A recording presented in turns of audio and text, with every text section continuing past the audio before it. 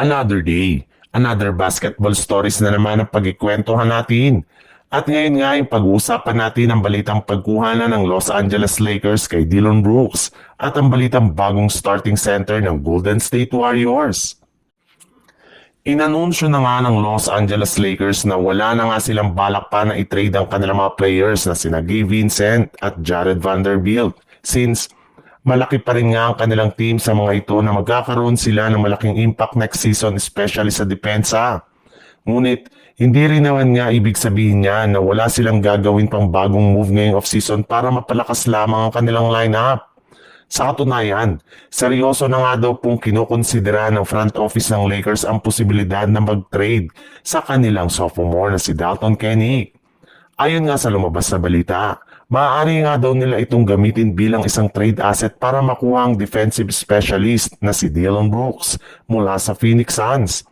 Pwede rin naman nga nilang isama sa kanilang trade offer ang kanilang mga players na sina Gabe Vincent at maging si Maxi Kleber. Base rin naman nga sa isang NBA insider mula sa Suns, payag rin naman nga daw talaga ang Suns na ipamigay si Brooks ngayong offseason sa isang trade basta't makakakuha lamang sila ng magandang kapalit na trade package.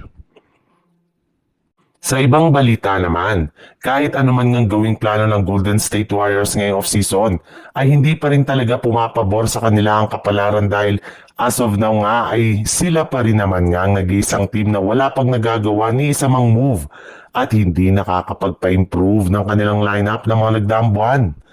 Kaya may ilang mga analyst na nga ang nagsabi na ngayon pa lang nga daw ay wala na nga daw pag-asa pa ang Golden State Warriors na makapag-compete sa kampyonato next year.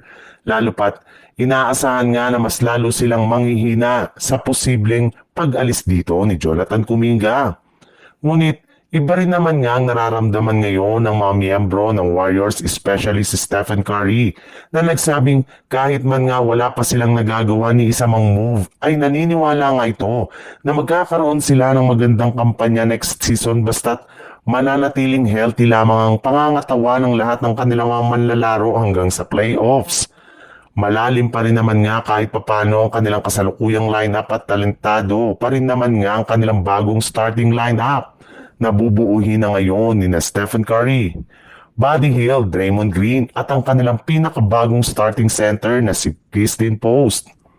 Mismo si Curry na rin naman nga ang nagsabi sa harap ng media na hindi na nga mauulit ang nangyari sa kanya last season dahil papatatagin na nga siya ngayon ang kanyang hita at binti. In fact, matindi-tinding ensayo nga ang kanyang ginagawa ngayong off-season, kagaya ng pagtakbo niya sa uphill na isa sa mga paraan niya upang hindi na siya magtamo pa muli ng injury.